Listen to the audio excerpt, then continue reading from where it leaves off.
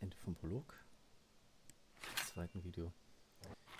Und jetzt geht es weiter. Und wie ich gerade sehe, können wir hier tatsächlich alle 4 auswählen. Das war beim letzten Mal noch gar nicht möglich. Jetzt hatten wir Leon, jetzt hatten wir Ancoran und um auch mal den dritten Charakter zu zeigen, da Bard, das wäre der Goldkrieger. Den nehmen wir mal zum Schluss. Nehmen wir den Assassinen hier. Ancalimo. Klingt nach so dem Italienischen. Ne? Wir nehmen den jetzt einfach. Kenne ich auch noch nicht. Sehr gut. Kann ich mal richtig was Neues zeigen sogar. Das ist gut. Das ist sogar sehr gut. Der Anfang. The beginning. Hesperia. Klingt fast spanisch. You're in a crowded, filthy tavern. You can barely remember its name.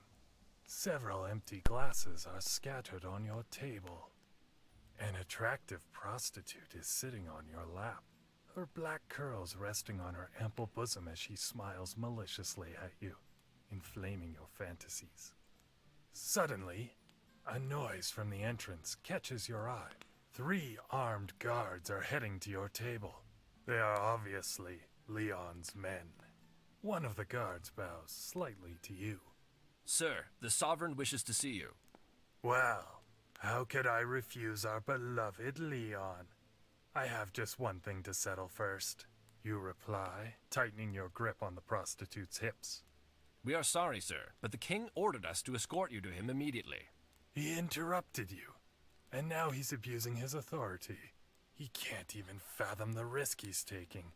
You glare at him, but realize he's only following Leon's orders. Snorting, you move the prostitute from your knees and get up. Sorry, darling. Maybe next time. I'll be waiting, Ancalimo. You're my most passionate lover. You leave the tavern and the pleasures it offers, and the guards follow after you. You're not too far from the palace, and the alleys are mostly deserted at this time of night. Even though you're unarmed, you're intimidating enough as is, and the guards trailing you will help dissuade anyone who would dare approach you.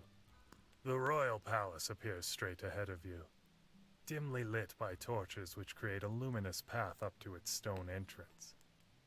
Sentries are posted everywhere. All the defenses are appropriately deployed. Despite that, you know that an expert assassin, such as yourself, could still easily penetrate this place. You have no need for assistance as you walk through the countless hallways. You know your way around all the rooms of the palace. Finally, you come to 2 huge doors, which are opened for you by a couple of guards. You make your entrance into a long hallway, flanked by monumental jet columns. Leon sits comfortably on the other side of the throne chamber. He looks bored and pensive.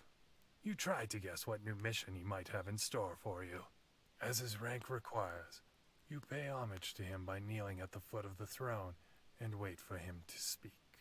You're late. Were you drinking at the tavern, or were you enjoying some whore's company? I was drinking whilst having my way with a whore, my lord. You reply, an amused smirk coloring your face. You both burst into laughter as the mood lightens. He's plotting something. You hope his requests will be reasonable. However, by now you've learned that wizards can't fully understand the limits of normal human beings, particularly of elves. I need your services. You can move however you see fit. Go south, find the resistance, infiltrate them, and kill their leader if you get the chance. You'll have to gather as much intel on them as you can. I won't be caught off guard when I conquer the last part of Kael'Sanar. Also, you'll need to recruit skilled and trustworthy warriors. I need 2 captains, cunning and renowned, so that the army may follow them blindly. Finally, you need to track down a magic artifact that once belonged to me, though now the weapon's whereabouts are unknown. The Sword of Ruin. It's a rapier with 4 stones set in the hilt. Each stone is a different color, representing nature's elements. You must choose.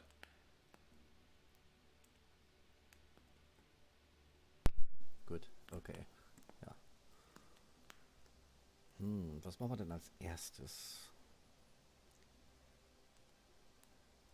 Die Resistance besiegen?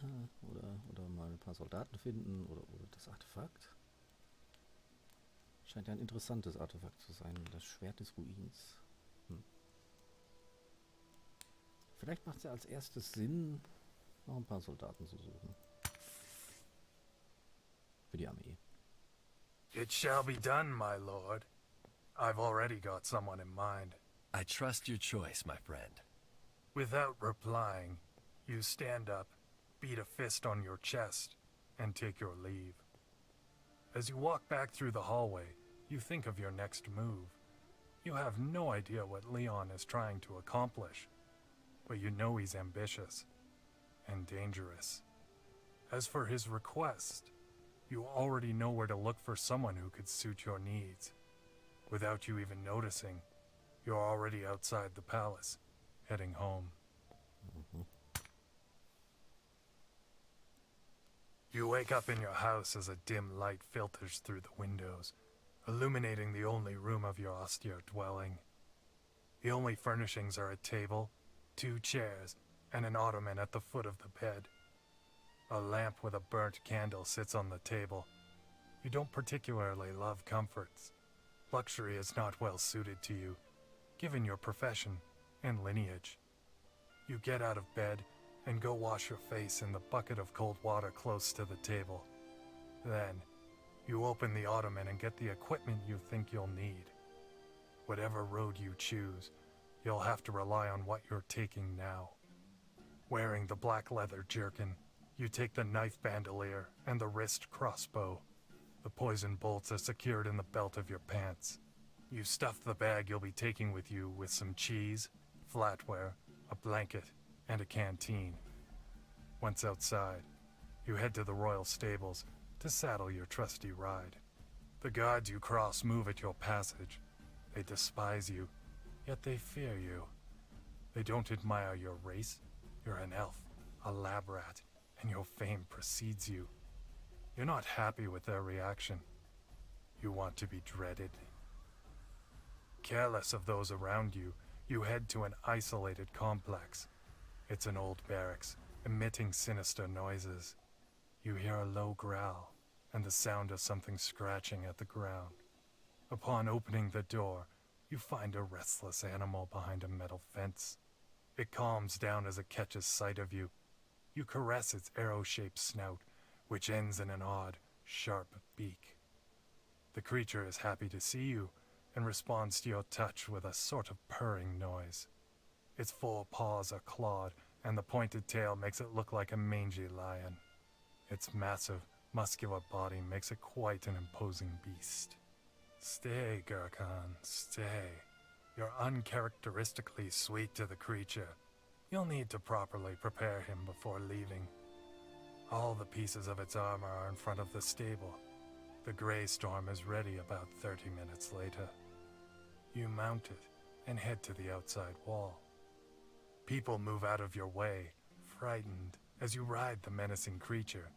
Like you, Gurkhan is the result of experiments made by the wizards of Balinor, which is why you feel such a strong bond. You finally reach the outskirts of Remagast and head to Renan. So heißt diese Stadt wohl. Oder Ranon? Renan?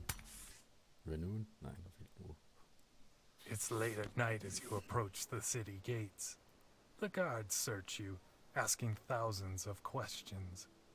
The only thing that seems to convince them to let you through is your royal permit. You've been Leon's first real ally, which has helped you countless times. The only thing they require is for you to check your creature into the guardhouse's stable. You agree, and recommend they don't leave it with the horses. That might pose a problem. You're in this city because there's a man you know well, and you believe he could introduce you to other reliable individuals. You need to find him first, obviously, but that shouldn't be too hard. Given his reputation, you immediately ask the guards where you can find Sargon, and they point you to the Serpent's Tavern. You know where it is. You've been in many cities by now, and you know your way around as well as you do the back of your hand. Nobody is crowding the streets at this time of night. The tavern's entrance isn't terribly gaudy, but the hall is crowded, and the noise is deafening. It doesn't take long for you to notice a colossal man sitting next to the fireplace. He's in the middle of beating another imposing man in an arm wrestling match. On the table, you see a huge triangular shield with a curly giant relief on it. It's Sargon's shield, with his effigy, and he's the man winning the match. You take your first steps to the two rivals' table, but a stranger pushes you carelessly. We don't want any scum here!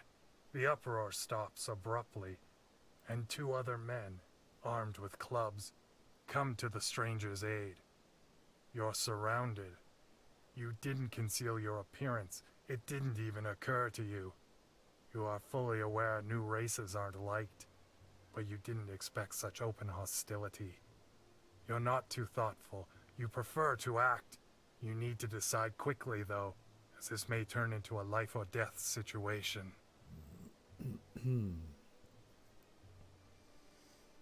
Er ist ein Assassine.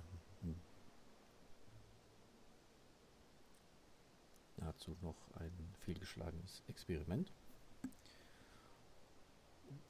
Eine Art Elf. So. Ja, da gibt's nur eins. Da gibt's nur eins kämpfen. Denke ich. Unsheathing a knife from your bandolier, you attack the man who threatened you. Unfortunately, though, there are too many opponents, and even as you take one down, the others are upon you. You hear a club whistle towards you, and feel the blow to your side. A sort of claustrophobia starts to overtake you, surrounded by so many enemies, until the hall is filled with a roar, and your opponents are violently removed. A devastating force is flinging them away. As you recover, you see an outstretched hand, and Sargon's smiling face. The man helps you up, and offers you a seat at his table. It's been a long time since we last saw each other, Ancalimo. It has been, Sargon. Thank you for helping me out. What brings you here? The giant asks. A mission from my lord. Interesting. Tell me more. We're looking for trustworthy people to command the army on a new campaign. Sargon runs his hand along his chin. Ha-ha! Well, you found one. Your lips curl up in a satisfied smile. You knew heading straight for him would be the right choice. I need another one, of course. Have you any idea where I could find him? Yes, but it'll cost ya. How much? 10 gold pieces. Sargon commands. Ja, das kann er haben. All right. Your help is worth it. Great then, a toast. Sargon raises a hand to call for the waitress, who promptly arrives with 2 tankards brimming with beer. Okay. Sargon finishes his tankard, and the man behind your back sits next to you. He's muscular, with long black hair and a face that seems set in stone. His hard eyes reveal a genuine smile. Who are you? You ask him. Urar, Sargon's comrade in arms. Replies the new entry. I see you're well protected. You resume, talking to Sargon. Being a mercenary has its perks, mostly financially. You could abandon Leon and join us. You decline the offer with a gesture. It doesn't seem convenient. Leon already provides for anything you need, and that's fine for now. You'll consider any interesting proposals in the future, if need be. So, we need to find this guy. What do you think? I'll show you where to find him and help you out until I can't. After, you'll have to deal with him yourself. Sargon replies. That sounds like you were just ripped off. You paid a lot of money, and still you'll need to work alone. All right. Tell me everything. His name's Garrett. He's my free company's business partner. Once he has a contract, he sees it through and won't accept any other mission. He's trustworthy and dedicated to the cause he's paid for. He knows taking back his word might compromise future engagements. Sargon got to you. You can trust him. Great. Let's go see Garrett immediately. Sargon raises a hand and stops you. You'll go get him. Then we'll meet again and talk rewards. He adds, seriously. Something isn't right. You already paid handsomely for his advice, and for the help he's doling out. It isn't quite like Sargon to act like this, and you'd like to understand what's going on. Why do I need to go get him alone? Garrett is inconvenienced right now. He's in a cage outside the city jail, publicly hanging. He's waiting for his execution, which will take place in a couple of days. Before you ask any more questions, I'll try to explain the situation better. We didn't free him because they're keeping their eyes on us. The soldiers know his reputation, and they know our company is in town. We have the means to free him, but not to free him without being seen. It'd be a disaster for business, and Garrett understands that. You're here now, though. Even if you're found while freeing him, should anyone get killed, we'd still get out scot-free. Of course, Garrett could never be seen here again, but a contingent of our company could stay here in Rannon permanently. The profits would run, and we'd all be happy. It looks like you have more of a guild than a free company, you reply. Sargon laughs and dismisses the whole issue with a gesture. Maybe. Now, this is the situation. What do you want to do? It seems to me as if you're saying you won't move without Garrett. I don't have a lot of time, so I have to accept. I'll free your friend. A genuine smile appears on Sargon's face, followed by Uriah, who listens quietly. You believe there are more mercenaries in the tavern, but can't identify them. How do you intend to go at it? Sargon resumes.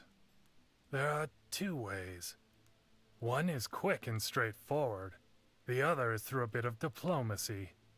It's slower, but much safer. Though it might lead to some deaths, including mine. You are the one breaking him out. It's up to you. Sargon decides. Ja, man kann natürlich rausgehen, rumrennen, ein paar Tote verursachen und denjenigen, den man in Gedanken hatte, verlieren. Und dann hat man am Ende gar keinen. Das wäre auch eine Option. Diplomatie versuchen. Ein Assassine, der Diplomatie versucht. Mal gucken, was das gibt. So, what are you going to do? Sargon asks. I'll try with a diplomatic approach. Let's see how that works out. You won't have any problems if it doesn't work. I'll be dead. The man smirks and shakes his head. Good luck, Ancalimo. You take your leave and head to the prison. The roads aren't too crowded, and you don't even look at the bystanders at this time of night. You reach the barracks and prison. The cage with the prisoner, who is obviously Garrett, is in plain sight, just a few steps forward. 2 sentries guarding the door, facing your way. They notice you and worry. You can't blame them. You're armed to the teeth. You stop at a suitable distance, hands open as a peace sign. You couldn't do it any other way. The soldiers are ordering you to stop, weapons in hands. Who are you? What do you want? The barracks is already getting lively. More troops come out, following a stocky, round-faced man. He's the high-ranking officer, even though he's not particularly intimidating. You answer the sentry's questions, facing the man in charge. My name is Ancalimo. I am an envoy of His Majesty, Leon Munar. Can you prove it? The captain of the guards asks. I have a royal permit. Can I take it? Yes, but no rash moves. You obey the order and give him the paper. He almost rips it out of your hands. He's nervous, but relaxes after reading it. Lower the weapons. He orders his subordinates. What brings you here? I need your prisoner. You tell him, pointing at the cage behind you. Garrett is a servant of the crown and must be released. Leon requires him for a mission of the utmost importance. This isn't ordinary. The captain stutters. What's your name? Sebus. Well, Seabass, would you refuse a direct order of Lord Muner? No, but it is strange. An order in the dead of the night? I have just arrived in town, and I learned of Garrett's whereabouts only minutes ago. Would you rather I showed up after the execution? Or would you like the next one to be yours? Sebus pales. Free the prisoner, now! The soldiers lower the cage and hand Garrett over to you. The man remains silent. He seems dehydrated and battered, but he's visibly relieved. He heard the whole conversation and is curious to know what's going on. Thank you, Sebus. I'll mention your name to Lord Muner and make sure you'll be handsomely repaid. Without adding anything else, you turn on your heels and together with your prisoner, walk through the alleys of the city. The soldiers watch you in awe. Even though you're an assassin, you're smart and clever enough to know when bloodshed isn't necessary. Once you've gotten far enough from the prison, Garrett stops. Who are you? I'm a friend. My name is Ancalimo. Now, let's hurry up. I need to tell Sargon you're free. Tell him I'll be waiting at the headquarters. He'll know what I mean. Can you go alone? You don't seem too fresh. Garrett looks dehydrated, and his face is gaunt. I'll deal. You take your leave and head back to the tavern without raising any suspicions. Homicide is like a routine for you. The mission you've just accomplished doesn't upset you in any way. You get to the tavern. You've lost track of time, but the lights are dim and it appears to be closing. Sargon and his friend are on the threshold, smoking their pipes. So? It's done. Garrett said he'll be waiting at the headquarters. Let's go. Sargon replies.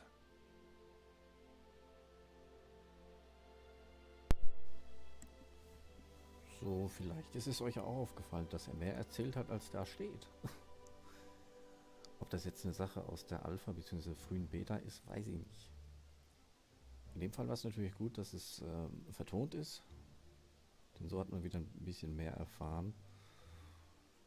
Ja, das war ja ganz diplomatisch einfach. Einfach diplomatisch. Ja, das ist doch mal schick. Dann gehen wir mal zu diesem Hauptquartier. Was auch immer das sein mag. Sargon leads you to their headquarters. An abandoned house, with barred windows and an unhinged door. However, inside you find everything a free company might need.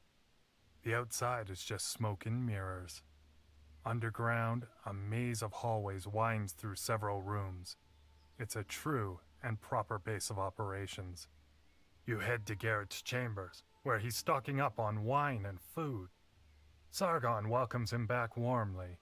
They exchange a few jokes, and finally, Garrett turns to you and starts talking.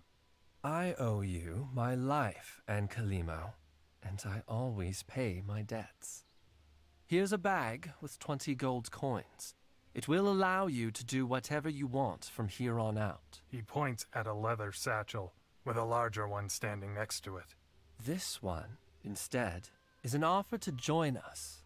We are offering you 50 gold coins to be our most trusted man. I saw the way you approached the whole thing. Even though you thought I was sleeping, we could use you. With us, you could be filthy rich. The offer is definitely tempting. Do you take your money and join them, leaving Leon behind? Or will you decline their offer, explaining why you came to them in the first place?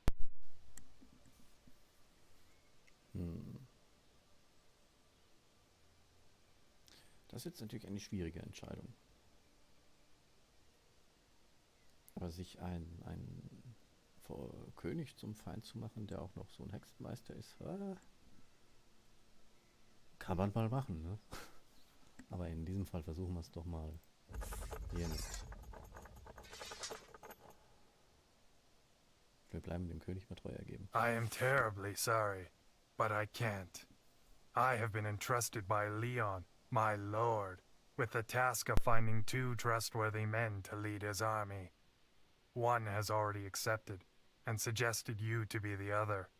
Sargon can be very persuasive, and he's a skilled warrior. Garrett won't be impressed by your words. How could I refuse? After you saved my life. It's just, everything has a price. Sargon required to be paid in silver coins. Since you'll be joining me and Lord Munar, it's only fair you have the same reward. The down payment is only half of what you'll be getting once your job is over. 10 gold coins each. And where would this money be? Garrett starts laughing. There it is. You'll open it and share its contents. After all, it was my reward for saving you. Lord Munar will give you the rest personally as soon as you have achieved your mission with the army. The 2 soldiers of fortune exchange glances, bursting into a thunderous laughter. I like you, man. You're brazen enough. We accept. Garrett continues. You shake his hand and show the 2 their tasks. You'll head to Remagast. There you'll wait for me at the Scorpion Inn. I need to attend to a couple of things and get my ride back. Could take me a few days, but if I fail to show up in a couple of weeks, it means I'm dead and you will be relieved of your orders. You have my word. Sargon swears. Mercenaries don't care for written contracts, and Sargon always keeps his word. You take your leave and head back to the inn to sleep and take your ride. You need to get your mind in order before leaving again. Once you have taken care of all your tasks and a bit of personal business, you'll go back to Leon. After 2 days of traveling, you reach the city of Snellfoss. It's inviting and teeming with people. Despite reaching the town's gates at dusk, the crowd is still hard at work. The gods stop you for a hasty control. The way you look, combined with the beast you're riding, are clear signs of danger. But you're released as soon as you show them your royal permit. You've already been here, and you know where to find knaves, arms dealers, and most importantly, snitches. So, you head to the Scorpion Inn. It's a large venue, which fuels many brawls every night. An elf with such a weird ride is bound to receive all the attention, which is exactly what you wish, given your current venture. You opt to leave the Greystorm in the empty horse stables outside. The stables are unlikely to receive any other occupants, with your steed taking up all the available space, which is a shame for Gurkhan, as he wouldn't mind a good meal. You head inside and take your seat at a lonely table close to the fireplace, warm and unnoticed. The tavern isn't crowded yet, but as soon as people hear of your arrival, the most curious will step forward. A serf welcomes you and takes your order. She soon brings you the lamb stew and dark ale you asked for. You give her a couple of silver coins and enjoy your warm meal and fresh drink. Meanwhile, the place fills with customers, whom you promptly analyze. You notice several woodsmen, as well as some gods. At another table, a reserved man hides under his hood's shadow. It's about time to begin.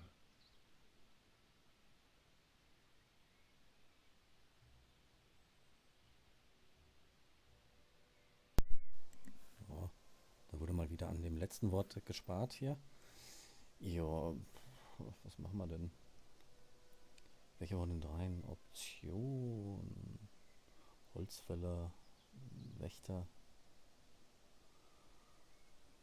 Der klingt irgendwie am interessantesten, ne? Der hier mit der Kapuze. Once outside, you look for the hooded man, but the darkness has masked his departure. You try to take some of the nearby alleys in an attempt to track him, but to no avail. You pause to think about your next move. You feel something stinging you at the base of your back and freeze. You recognize it as the tip of a knife, and curse yourself for your distraction. Why are you following me, elf? His dark voice seems to come from the obscurity beyond his hood. Da ist er ja. I'm looking for someone to take me to the Resistance. You answer immediately, without stalling. The stranger sheaths his dagger and takes off his hood. He's an elf, like you. Why would I know anything about it? He replies, lying could get you in trouble, but you can't betray your mission. Revealing your identity and your intentions, or saying one word too many, could very well be the end of you. You're a clever assassin. You could recognize an unfavorable position, so you try to buy some time. Of everyone here, you are the only one who hit his face. I had to get your attention and hope for an encounter. Given your secrecy, I take it you're a recruiter. His eyes light up. Bullseye. Now you need to find out everything he knows about you. You piqued my interest the moment you came in. I wondered why you were in town, showing everyone your features. I figured right away you were looking for a member of the Resistance, and I wanted to test you. So? You've proved you're clever. I like that. But before we go any further, what do you know of the origin of our race? As in? As in, how were we born? Why? He adds, the wrong answer is a death penalty. That much is sure. You tell him the truth. Or at least, your version of it. Raymond approved magic experiments on humans. A congregation of wizards, however, didn't follow his rules, and some experiments went awry. We are the results of that dark age. The elf bursts into laughter. Your tale is quite simplistic. The truth is much more complex. Raymond gave wizards the opportunity to imbue magic in whomever didn't possess it. His intentions were good. However, many people misunderstood them. Leon Munar above all the others, based on the rumors.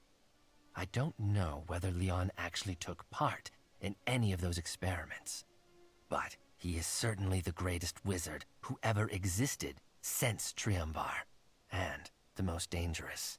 The elf pauses before resuming his speech, as you ponder about what you just heard. My purpose is to recruit anyone who wishes to join the Resistance to fight Leon, but also anyone who wants vengeance against wizards, killing all of them.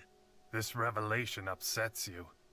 It's a dangerous statement which cannot be taken lightly. The tale this elf, of whom you still don't know anything about, speaks of is the truth. Wizards are the cause of your fate. They forced you into marginalization to settle for a shorter life. You quiver in anger, but Leon is your friend, and you know for a fact he never took part in any such experiment. However, he is dangerous, and wizards have lost all your respect. You could let it go and leave, but that would mean making an enemy of this elf. It might be unwise. Joining the Resistance is your first task, what Leon ordered you to do, and you would stay loyal to his cause.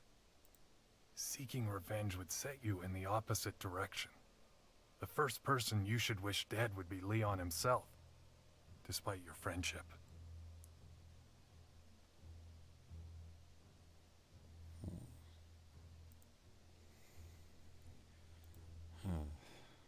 Gehen ist doof. Das macht keinen Spaß. Der Resistance beitreten, ja. Ja, würde einem theoretisch nochmal die Möglichkeit geben, sich später zu entscheiden, aber vorerst der Mission zu folgen. Na gut, jetzt sich schon dafür zu entscheiden, gegen Leon zu sein. Ich hoffe, man hat noch die Möglichkeit, sich für ihn zu entscheiden. Zumindest die Möglichkeit. Ich sage nicht, dass ich es tun würde, aber lass mal schauen, was denn hier I could passiert. find my place in the Resistance. I'd give my life for the cause. The elf doesn't know you at all, which helps make your lie more believable. Very well. First, though, I need to test your loyalty. There's a lizard man in town. Rumor has it he's bound to Leon Munar. His name is Varian. You must find and kill him. Then we shall meet again, and I'll tell you where to go. It looks like a risky game. Killing an ally might prove dangerous. You could still leave. However, Leon knows some sacrifices must be made to achieve your task. Ja, das ist ein böses Spiel.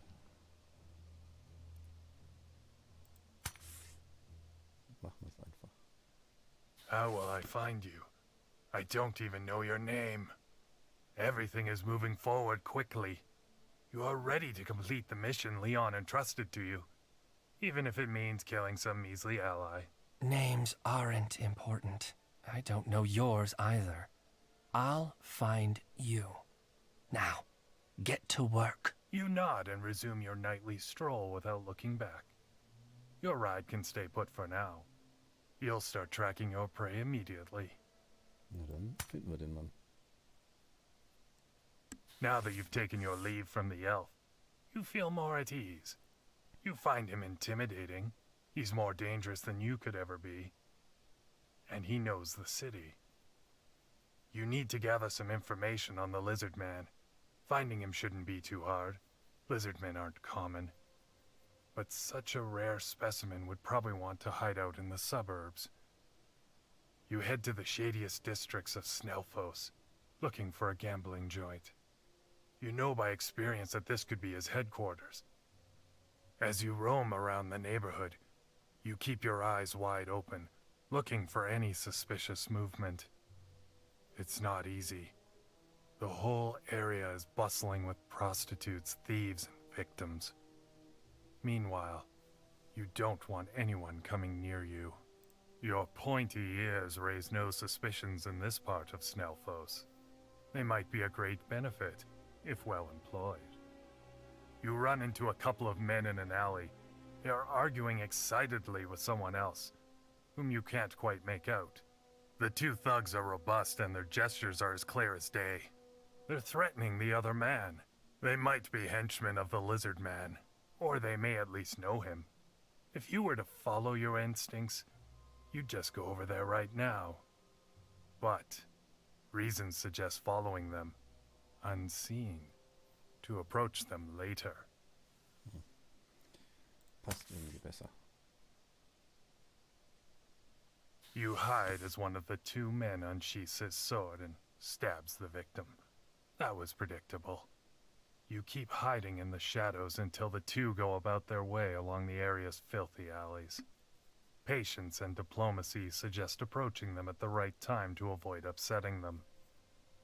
You pick up your pace, going ahead of them, and then block their way, showing your empty hands. Good evening, gents. You keep a few paces apart. The two mugs unsheath their swords, worried. Both their faces are covered in reptile-like scales. Of all the people in the district, it seems like you chose the right two. No need to get upset. I am an envoy from Leon Munar. I need to see your boss. Why would you think we have one? Replies the man on your right. You smile as if you were facing some mischievous children.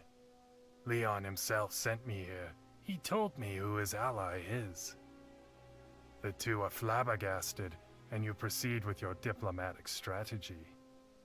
Tell Farian Ancalimo is here and would like to confer privately with him. He won't turn down my offer. You'll be standing between us when we take you to him. One wrong move and you're dead. Give us your weapons. Says the first man, pointing at your bandolier and short sword. You haven't gained his trust yet. Without objecting, you slowly remove the belts to show them you have no ill intentions. You follow them through the endless dimly lit alleys. You try to memorize some reference points to avoid getting lost on your way back. Your keen senses and your experience are a great help in the endeavor. Keeping calm, you can succeed in just about anything. Finally, you reach a small wooden door. You wait with the henchman who has yet to say one word, while the other knocks with an extremely precise sequence. The door opens, and a faint light filters through as a hissing voice invites you in. Your detail disappears beyond the threshold for a few minutes. Ancalimo, you can go in. No games. We'll be here. Thank you. You reply with a smug smirk on your face. They didn't even bother to check you. They took the weapons they could see. But the knife you're hiding in your boot is still safe. Inside, you find a fully lit hall. Torches hang from the walls. It looks like broad daylight, despite it being night. A humanoid figure steps forward, human in everything but his long, snake-like tail and the elongated green-skinned snout. Another one of Balinor's experiments, revolting enough to be intimidating. There are no tables nor chairs. All you notice is a closed door on the side of the room. It probably leads to the lizard man's chambers. It's a pleasure to meet you, Ancalimo. I see the description meets the truth. He welcomes you, hissing. You're not sure whether there's a smile on your face.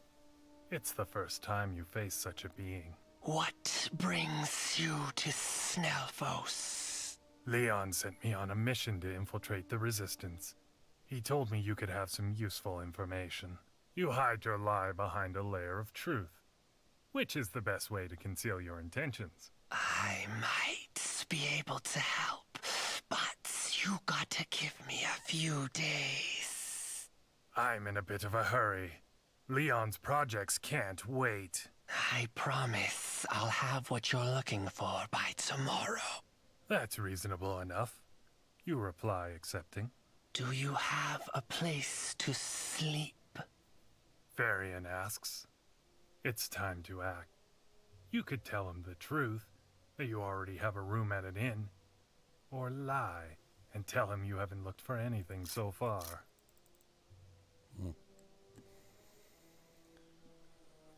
Naja. Ach, mach ich hier mit. Actually, I haven't found a place yet. You reply, shrugging.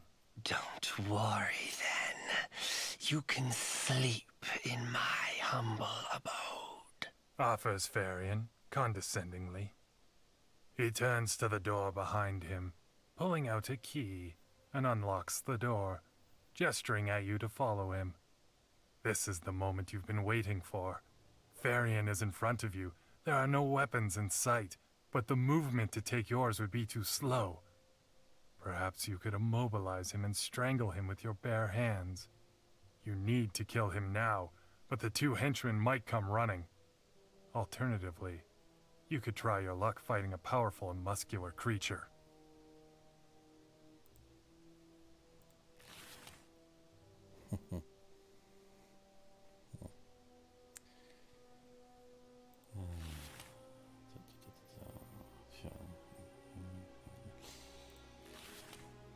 So sieht er also aus, oder soll er aussehen?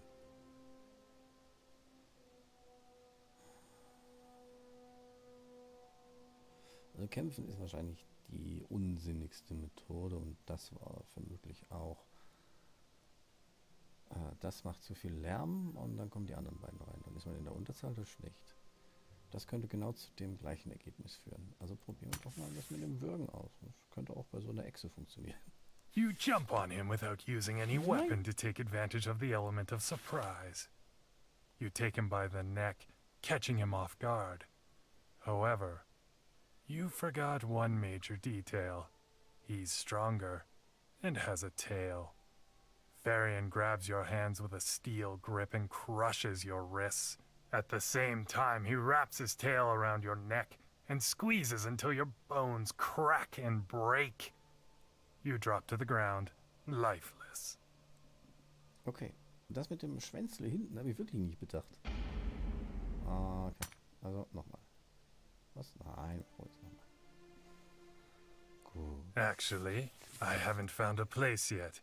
Das will ich nicht nochmal hören.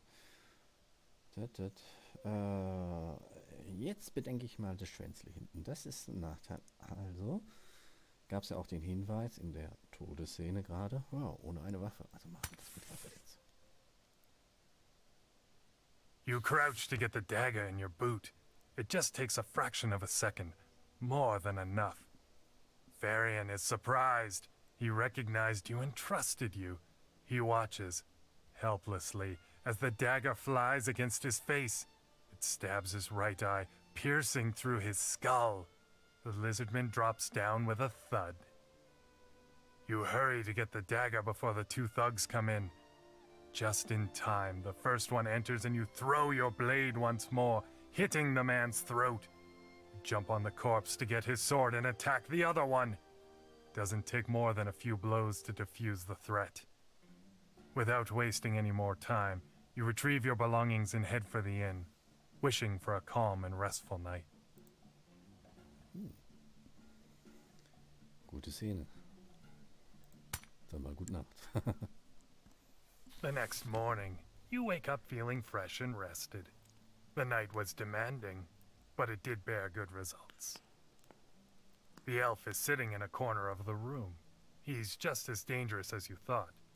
You didn't hear him come in. He could have done anything he wanted. Instead, he waited for you to wake up. Very well.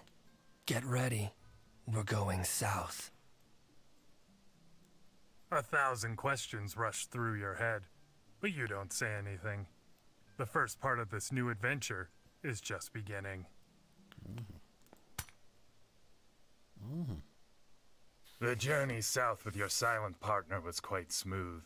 Nobody bothered you, and you quickly covered the distance separating you from Ismarin. The sentries spot you at the forest border. Recognizing your escort, they lead you to the rebels' camp without revealing his name. The elf is clearly respected and trusted. As you're accustomed to, you memorize the route to the clearing. Your Greystorm is treated much like a normal pet. After all, the camp is teeming with many different races. Some you didn't even know existed. Everyone is partaking in the resistance against Leon. They have no idea it was Raymond who allowed these terrible experiments and warped their lives forever. The elf signals for you to follow him inside a pavilion. He introduces you to Raymond, the only man in the tent. You must be Ancalimo. The wizard salutes you. And you must be Raymond. Indeed. Our friend is telling me you helped us out quite a bit, so you're allowed into the Resistance. I wanted to welcome you personally. Looks like your abilities as a hitman are noteworthy. I have a task for you. We found out there's a mole here working for Leon. He has killed several of our key men. Find out who it is, and get rid of him. Do you have any clues? You need to play along. One of our wizards was able to survive an attack and wounded the man's arm. He lost this knife. The High Wizard shows you a kriss, a dagger with an asymmetrical curved blade. He strikes on moonless nights, always within the village. We've been on to him for a long time now, but despite our efforts, he hasn't stopped killing the wizards of the camp. Raymond explains. I might have a few options, you answer confidently. Which are? It's likely that the killer is the elf standing beside you, or perhaps a henchman working for him. In any case, he must be fully aware of everything. That's an issue you need to solve. He'll try to stop you, attempting to anticipate your moves. You could gather the wizards, though that would offer the assassin the chance to kill them all with one hit.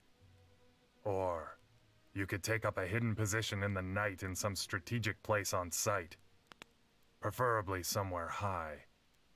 However, they've already tried that to no avail. Finally, you could split the rebels up into several groups, camping around fires. Shifts of 2 guards at a time could watch over them. Still, keeping everything under control would be hard, and you'd risk the hitman changing his pattern. A moonless night is about to fall, and your main goal is to annihilate the resistance, not help it. What will you do? Durchaus schwierig.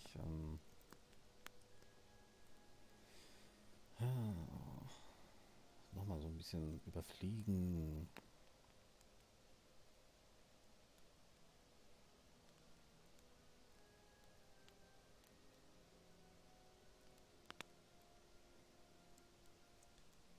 Wenn man bedenkt, man ist ja da, wie es auch hier am Ende steht, naja, man möchte ja der Resistance hier in dem Sinne gar nicht helfen. Man möchte ja schwächen. Also ist das ein eher schlechter Weg. Das hatten sie ja schon mal versucht, aber hier sind die Grüppchen kleiner. Das könnte den Angreifern ja mehr ermöglichen. Theoretisch. Let's light some campfires and let them light the village all night long. We'll drive the hitman out into the open. It doesn't sound like a bad idea. I'm just afraid the assassin won't show. Raymond observes. He's studying you. You just arrived, and he's entrusting you with a task to test you. I won't let you down. You take your leave, and your escort leads you to the lodging you've been assigned. He doesn't utter one word, keeping to himself. But you've already figured out that he has his own agenda. Eliminating all wizards would fulfill his revenge plans. Helping the rebellion means going up against Leon, who is a wizard himself. Will he try to stop you, or will he indulge you? He's obviously going to keep his eyes on you, and he'd kill you if he were to find out your real intentions. You sleep for a while on a straw mattress, waking up at dinner time. The other members of the Resistance wish to get to know you, exchange a few words. You can't see the elf anywhere, which is a bit worrisome. Finally, you take your leave from the meal and pretend to head back to your tent. You hide among the trees surrounding the clearing. It's going to be a long and demanding night. Despite the fires, the rebels start heading back to their tents to rest. As Raymond feared, the night goes by quietly, and your plan isn't working. Suddenly, you hear steps behind you. You turn abruptly and recognize Raymond in the shadows. He's wielding his staff and has a menacing look. If you really wanted to find our enemy, you'd have chosen any other approach. The sorcerer starts. Why would you think that?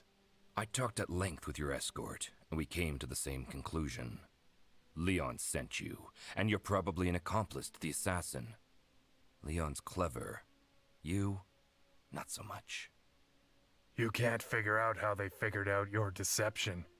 You've been had by the same person who introduced you to the Resistance. Now, you need to face the wizard. However, you could still accomplish one of the tasks Leon entrusted you with. Raymond is a powerful air wizard, and he has been the High Wizard of Balinor for many years. He was even Leon's master. Will you attack first, or wait for his move?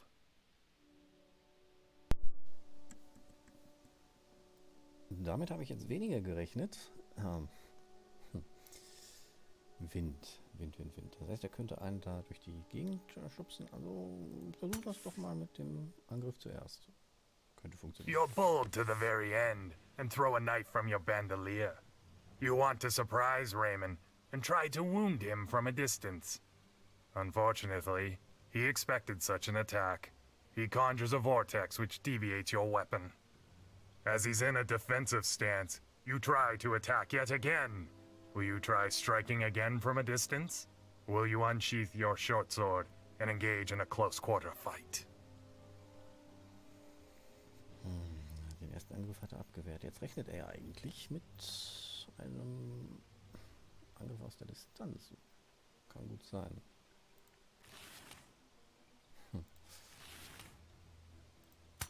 Versuchen wir es mal mit einem direkten Kampf. Wielding your sword, you pounce on the wizard. Raymond barely has the time to parry the attack with his staff. He manages to block 2 more blows, but you wound his shoulder. He's good, but you're faster. You're younger, and he's not used to one-on-one fights. The noise you're making attracts other rebels. Over here! Yells Raymond, hoping for backup. You have no time to think. Will you keep on attacking, putting your own life on the line? Or will you run, taking advantage of the wizard's strain? Ach, wir kommen weiter hier. Alles oder nichts. You start rushing a quick series of blows and lunges, pressing tightly on Raymond. You manage to wound him several times, but you can't finish him off. The backup catches up to you and blocks any possible escape route. You fight until the end, but it's hopeless. You die as Raymond is on the ground. You will never know if you succeeded in your attempt. Okay, dann einmal zurück und die andere Variante versuchen. Wielding your sword, you pounce on the wizard. Nicht. Raymond barely has the time. You disappear into the night, leaving Raymond in a lonely fight against the darkness. Your Greystorm is tied to a tree in an isolated area of the village. You rush to it. You jump on its back and flee. You manage to find the path you took to reach the clearing even in the moonless night. And you spur the creature to go as fast as it can. Unfortunately, your mission failed, but Leon was aware of the possibility. War jetzt zum Ende hin die letzten Kapitel, möchte man sagen, die letzten Seiten waren interessant. You reach one of the most renowned cities of Kelsanar, the flourishing Balinor. However, its prosperity is merely a legacy of the past. The ancient tower of magic has mostly crumbled, no more than ruins. The town's citizens live in modest houses, they live off the land, and business only continues in the form of small trade. There are no guards protecting the city gates, and everyone moves away as you come through. Your journey was brief, and the sun shines high in the sky. If you've come for information, you need to know exactly where to look and who to talk to, as nobody will trust you, unless you notice the bystanders belong to several races. No human still lives in the city. Therefore, you deduce the Greystorm is probably causing the diffidence. A witch now guides the crumbling city of Balinor. Leon didn't care to expand his dominion here, mostly because, as you can see firsthand, it's not worth it. Where can I find the witch running this place? You ask the crowd. An old man steps up. Melius is in that stone hut. He points at the only brick building still standing. All the other structures are made of wood. As you head over, you leave your ride tied to a pole. Nobody will dare bother it. Knocking on the door, it opens right away. A charming figure appears on the threshold. She's slim, with jet black hair and a young, sharp face. Her deep, almond-shaped eyes are breathtaking. Melius is an elf. Well? She has a brusque tone. I'm on a mission on Leon Munar's behalf. Good for you. She replies. What do you want? Information. She studies you head to toe and smirks, seemingly pleased. Everything has its price. You don't quite catch her meaning, but you accept her invitation to enter. The door closes behind you, and she welcomes you to a cozy room, warm and scented. It's filled with colorful furniture and innumerable books and stills. You also notice that the house is much bigger than you thought. Can I offer you a warm beverage? Nodding, you accept her offer. You turn your head to follow her, almost forgetting what brought you here. You observe as she fills the kettle with water, hooking it above the burning fireplace. So, who are you, and what are you looking for? She asks. My name is Ancalimo. Leon sent me to gather information on a lost artifact. The Sword of Ruin. How? It's the only object that could interest such a wizard. The only thing that could turn his attention to Balinor. You know where I could find it? You ask the witch. You'll have to pay first. How much? It's been a long time since I've last had a male visiting this place.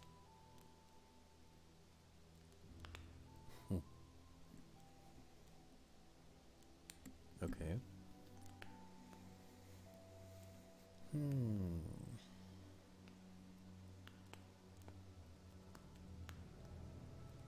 Entscheidungsmöglichkeiten.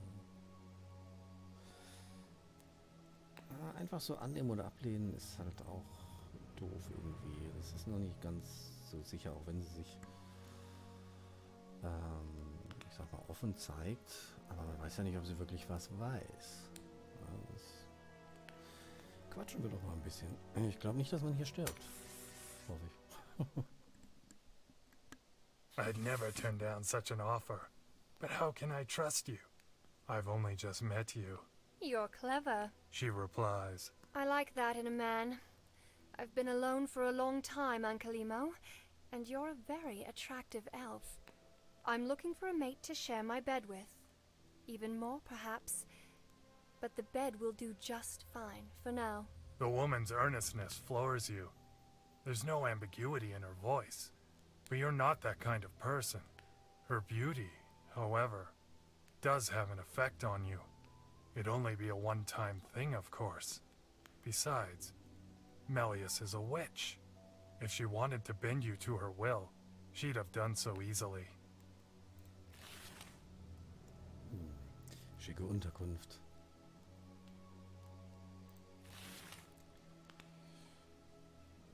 Ach, nehmen wir das mal an. Der ist ihr ja eh schon verfallen.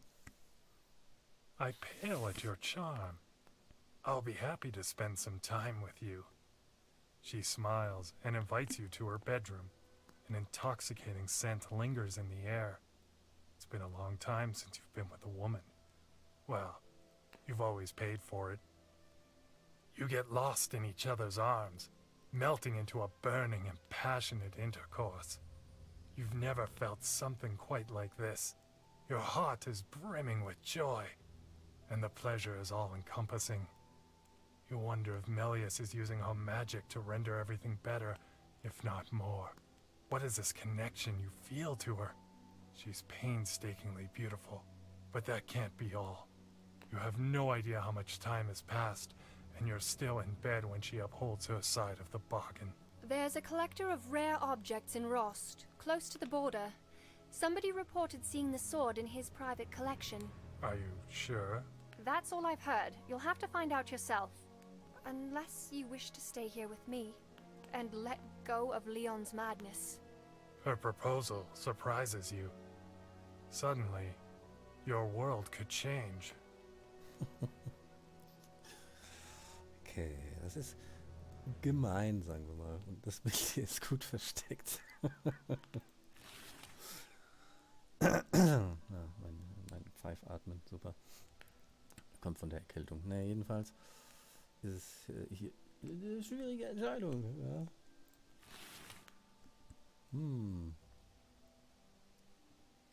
Rein vom Text her, der hier vorgelesen, erzählt wurde, ist er wirklich in Zweifel. So kommt es mir vor. Ja, soll ich vielleicht doch bleiben oder Mission? Stay with the witch. Continue your mission.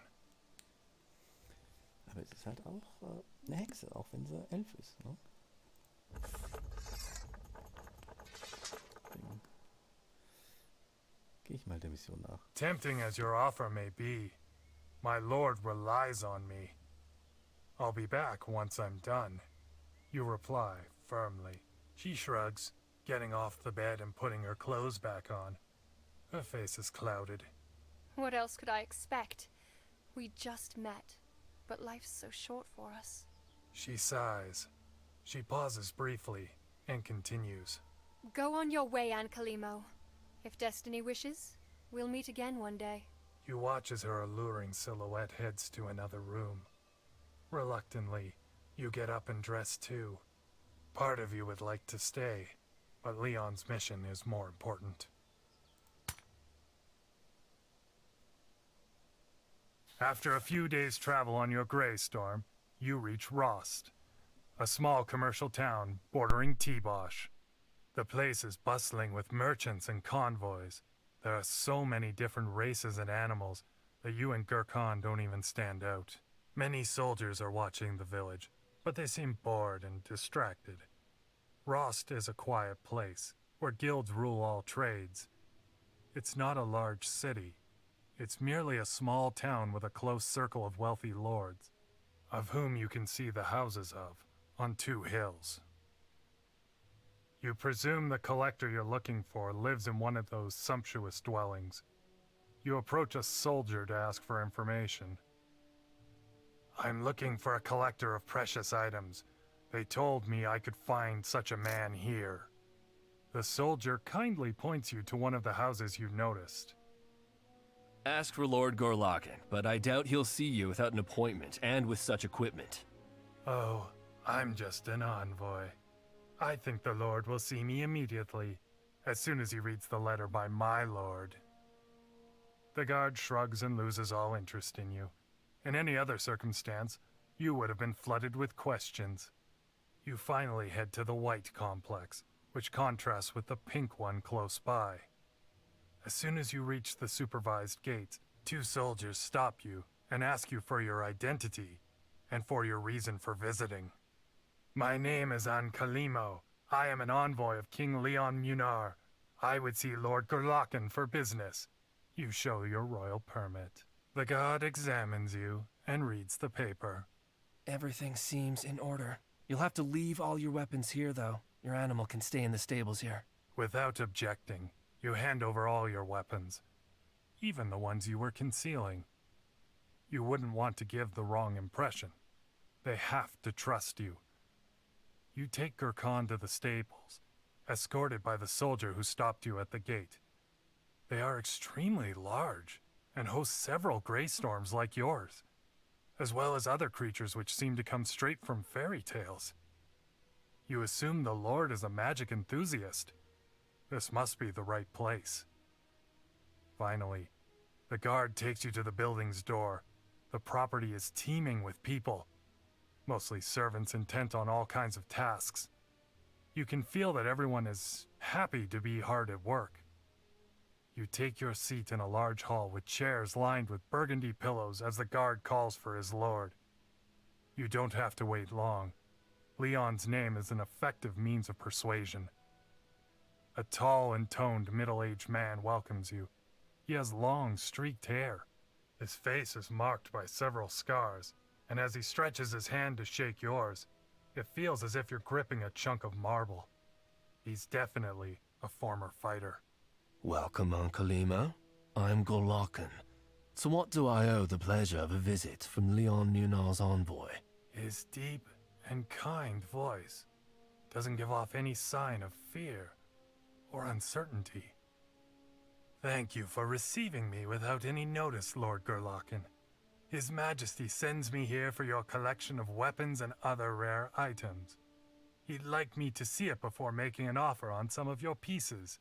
You say with friendliness. Please, just call me Gorlakin. I don't care for lip service.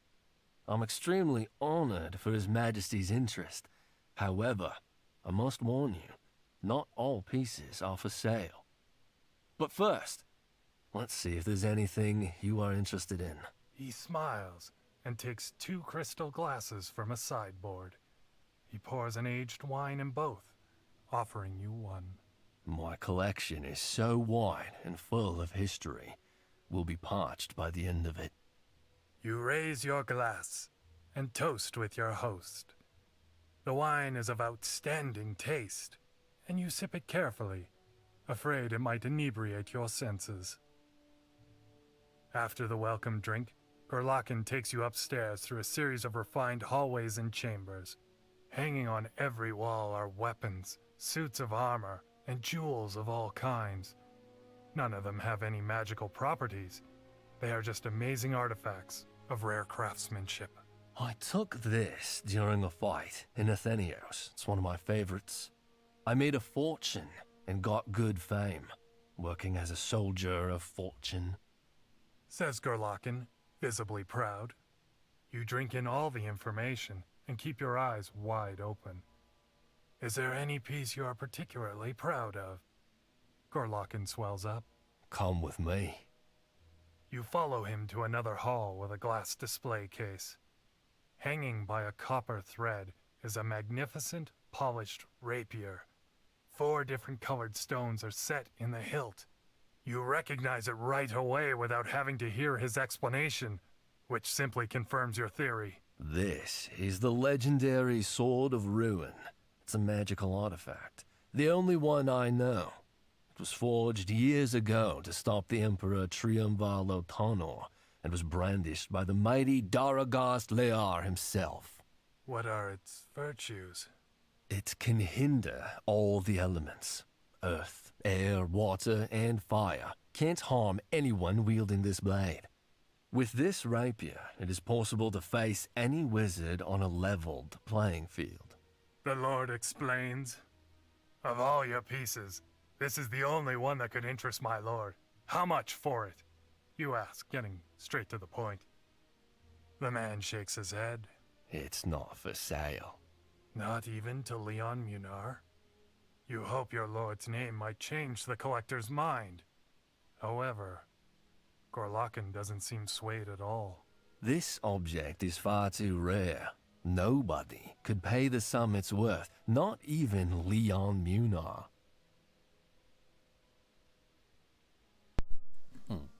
Okay. Versuchen wir es nochmal. Name your price, Gorlakin. Lord Munar won't spare any expense. 1 million gold coins. He replies, visibly upset. It's an unacceptable amount. Leon would burn down the old village before paying it. However, you need to put on a good face without revealing your intentions. It is a lot, but I'll refer it to my lord. Can we see something else in the meanwhile? Gorlakin calms down and resumes the visit. Meanwhile, you assess the safety measures the former mercenary has employed. Even though there is a lot of surveillance, many of the house's visitors are errand boys who supply the complex with provisions. You could sneak in the kitchen at night and steal the rapier. You exchange a few more words before Gorlakin personally accompanies you to the door. I'll be waiting for your lord's reply then. He tells you with a genuine smile, I'll need just a few days, and I'll let you know what my master wishes to purchase. You shake hands and you take your gray storm and head to a brothel. You need to relax and clear your head before you act. You leave your ride at the whorehouse's stables. It seems like any place here is fit to hold magical creatures. Rost is truly a bizarre town.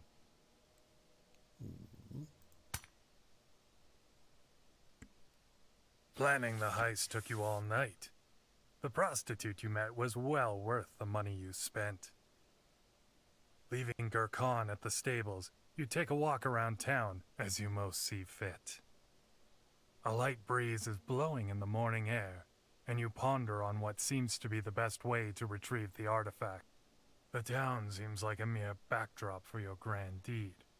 You know the Sword of Ruin, and you're sure you can't be wrong. Walking through the market, savoring its perfumes and scents, you familiarize yourself with what will be your stage. The people of the place, busy in their daily routine, walk right by you as you pretend to look around. Actually, you're keeping an eye on Lord Gorlakin's mansion. Ordinary lives keep cycling around you. It would be so easy for you to annihilate them. Your target is right beyond the market stands, over the white brick wall which separates the houses from the street. Your fit mind lingers on all possibilities, on the security flaws, and on the way you'll sneak in and get the elemental sword. Lord Gorlakin is a former mercenary. Like many other soldiers of fortune who spend their lives on the battlefield, he has a lavish lifestyle. A little before noon, the back entrance to the estate becomes the destination for many servants who bring food and rarities from all over the world. Hiding in one of the barrels would be way too easy. Once inside, you could wait for nightfall in the kitchen, then you could roam the darkened halls alone, take the object, and leave through any one of the windows. The plan certainly has some flaws. The servants bringing the barrel will be punished for sure, or worse. And you can't exclude any inspection, or assume that the servants themselves won't find you. Your eyes turn to the front facade of the house, which is kept under extreme surveillance. You notice a few attractive girls sitting on the garden's wall, talking and laughing. At least one of them will be spending the night pleasuring the lord of the house. Prostitutes are usually simple enough, fully aware of their social status, and easy to bribe. With some incentive, the right girl could leave a window open for the night, so you just have to climb up the house. Then, as for the previous plan, you'll head straight to the collection and take the sword. Of course, loyalty can't be bought with money. The girl could lie to you, and you might find a closed window and a lighter purse. Your last plan involves the lonely art of the shadows. You'd use all your martial training and distractions to get rid of the guards at the door, break in, and take out anyone who stands in your path to the sword. You wouldn't have to bet on money, but you'd have many more lives on your conscience, admitting you still have one. Besides, you'd risk running into Gerlachen if he'll be awake.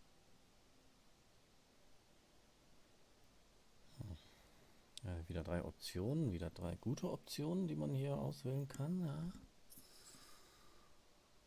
Oh. Wie sagt man immer so schön, Geld regiert die Welt, ne?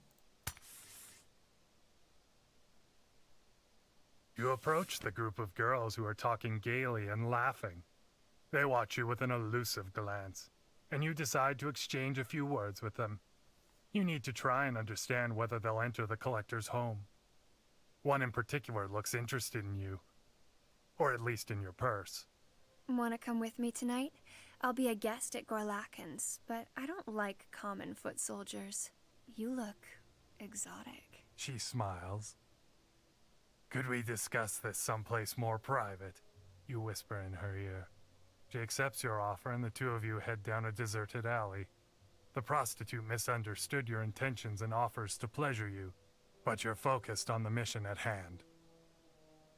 I need you to do something for me. What? Tonight, you'll have to enter the Lord's mansion. I don't care who you'll be with. Just leave a window open for me on that side. You point at the exact place. It'll cost you a bit. You hand over a satchel much heavier than she expected, and she stares at you. It's 20 silver coins. If you betray me, or don't do as I asked, I will kill you. Without giving her any time to reply, you turn and leave. You decide to wait for darkness by roaming through the town. You're well aware people will do anything out of fear, or for money. Night falls. From the alley you're hiding in, you spot a window being opened on the side you agreed upon with the girl. She upheld her part of the agreement. Now it's up to you. You approach the house stealthily and untie your rope belt. The buckle is a grapple, a clever way to hide the tools of the trade, yet always have them within your reach. Before throwing the rope, you take one last look around to make sure nobody is watching. Only lovers are awake at this time of night. Once inside, you find yourself in a room dimly lit by a lamp. No one is waiting for you. The harlot was clever. You spent your money well. You take one deep breath, grab the lamp, and head silently through the deserted hallways. Thanks to the inspection on the previous day, you find the room with the sword right away. You open the display case and take it, tying it to your hip. Now, you just need to retrieve your ride and leave Rost. Your mission was a success. Your only loss was monetary. Gute Entscheidung. Gute Entscheidung. Dann mal weg da. You're now far from Rost. Before choosing where to head next, you preferred to put some distance between yourself and Lord Gerlachen. Unfortunately, you weren't fast enough. As you're running full speed with your Greystorm, a burning flash grazes you, stabbing the ground ahead. The Collector has many assets, including a squad of wizards at his disposal. However, you have an extremely powerful weapon at your side, and even the most powerful wizards get tired using their skills, just like swordsmen. Turning around, you see there is only one man riding a horse on your tail. He's wielding a staff and wears a fluttering red tunic. He's about to unleash another spell. Will you turn your ride and charge at the enemy? Run away as fast as you can? Or wait for the wizard to release his next spell, only to neutralize it with the Sword of Ruin?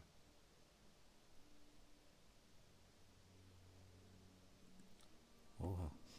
Wieder mal schwierige Entscheidung. Aber weglaufen, das erscheint mir irgendwie nicht sonderlich sinnvoll.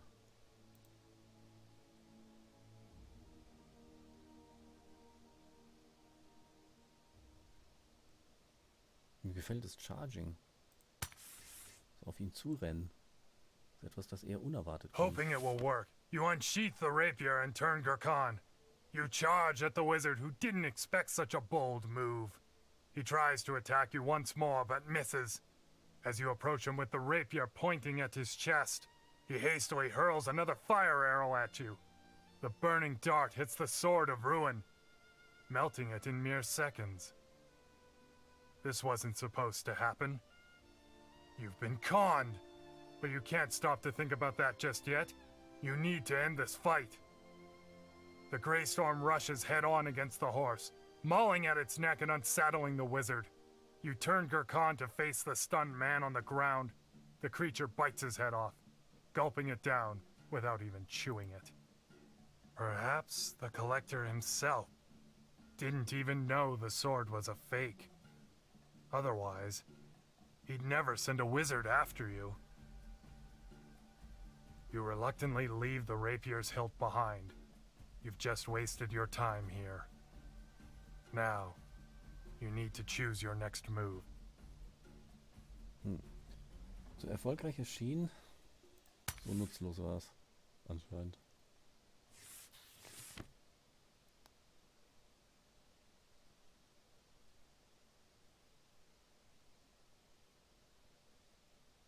Wird nichts mehr vorgelesen.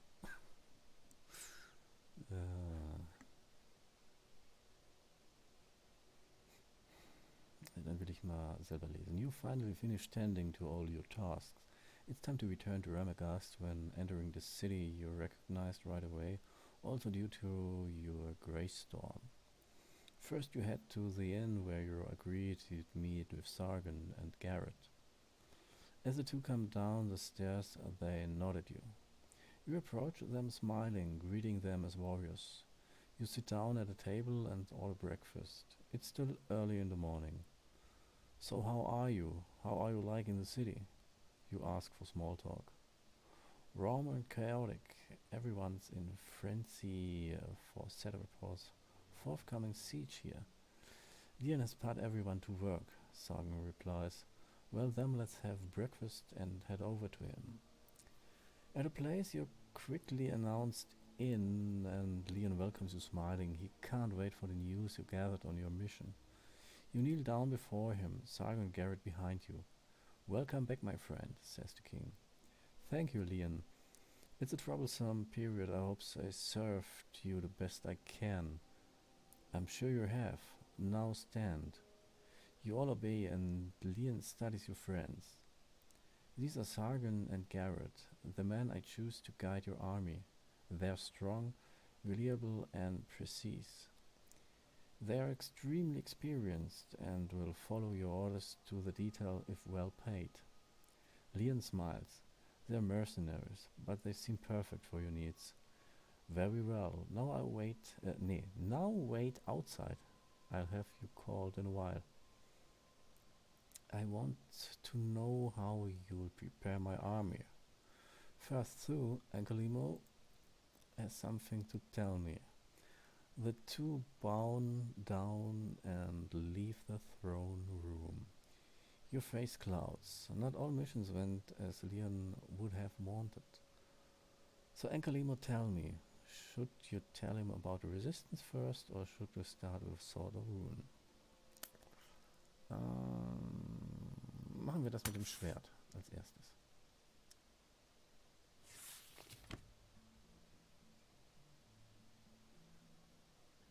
Ich hoffe, das ist in den nächsten Updates und bis zum Release vertont worden. Where is the Sword of Ruin? I couldn't find it.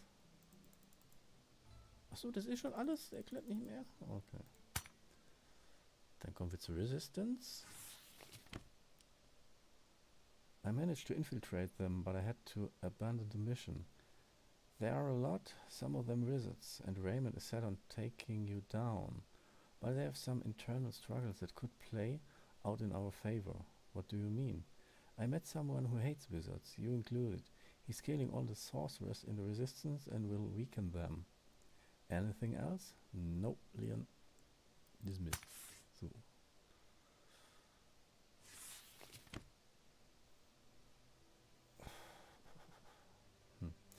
Alright, you're free to go. Call for Sargon and then Garrett. I'd like to confer with them individually. As you wish. You beat your fist to the chest, leaving the throne room. You head back to your friends. The king wants to speak with you. First Sargon, then Garrett. We'll meet up later to arrange the upcoming war and on the battlefield. Good luck. Good luck to you too, Sargon replies. See you soon, Garrett continues. You leave the palace, heading to your lodging to rest. Soon, Leon will start issuing orders for the war. Jetzt geht's nach Satrapor. Oh, meine Güte.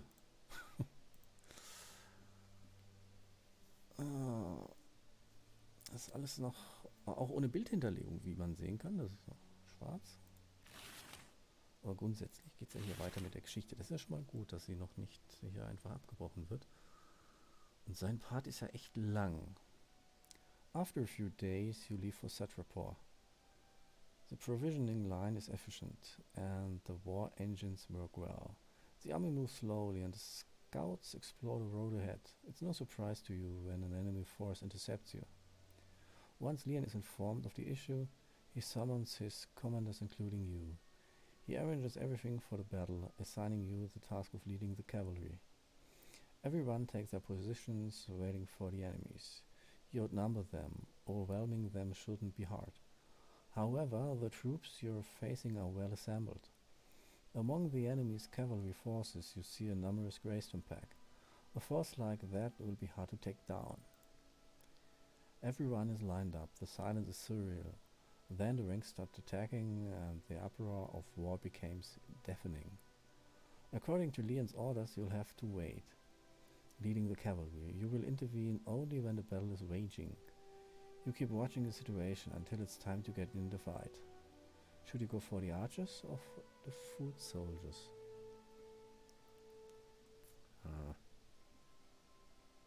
Bogenschützen oder Fußsoldaten, Nahkämpfer.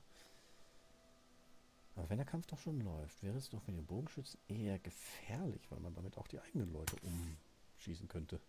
Theoretisch. Praktisch. Charge, you cry out, launching ahead of the cavalry. You charge against the foot soldiers, wrapping them like wheat. Your Greystone is a fierce colossus, relentless against the enemy. You take down many others with a short sword. One after the other, everyone falls under your blows. Suddenly your rider roars and collapses, unsettling you. An arrow stabbed the creature right under the throat, killing it. The archer in question is a sylph, who's about to knock in another arrow. Will you hide behind the Greystone's corpse or respond firing a bolt from your crossbow? Erstmal verstecken. Ich glaube, die ist nämlich schneller. Ich weiß auch, wer es ist. Your Greystone's dead now, there's no need to follow it. As another arrow flies against you, you jump behind your ride's corpse. The sylph is now close enough to engage in a one-on-one fight, but you might still prefer using a crossbow to respond. Ich würde sagen Nahkampf.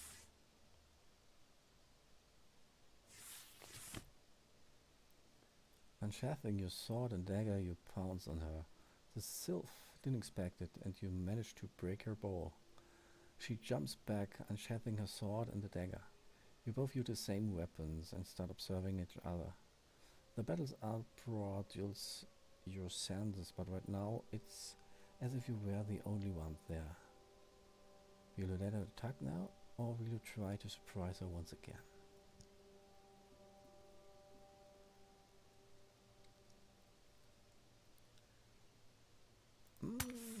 Gucken wir mal, wenn wir zuerst verteidigen. You let her make the first move, and the sylph doesn't keep you waiting. She comes at you with a flurry of relentless slashes and blows. You have to back out a little, and you're put to the test when she tries plunging at you. You have to turn this fight around. How? Parieren, Dodge.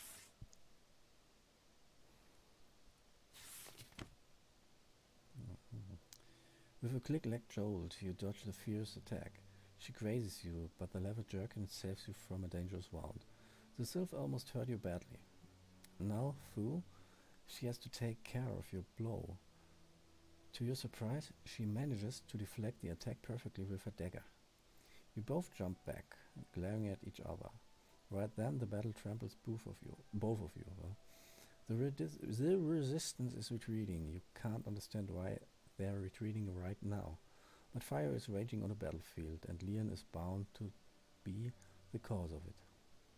Your opponent splits, and you don't try to follow her. Your allies swarm as the resistance flees. You'll face a bold sylph another day. Geht's noch irgendwo weiter? Nein.